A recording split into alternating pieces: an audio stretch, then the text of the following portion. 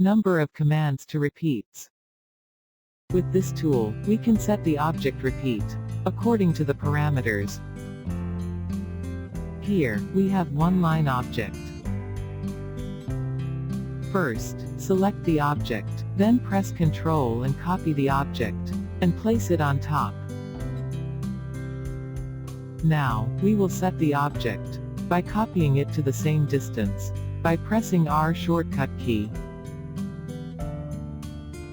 Now, if we want to copy and set object with same distance, according to the parameters,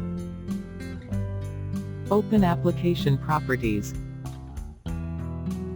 Here, in number of commands to repeats, we will add 5. Now, we will copy the object, and place it on top. Select the copied object, and press R shortcut key. Here, you can see, object has been copied with same distance.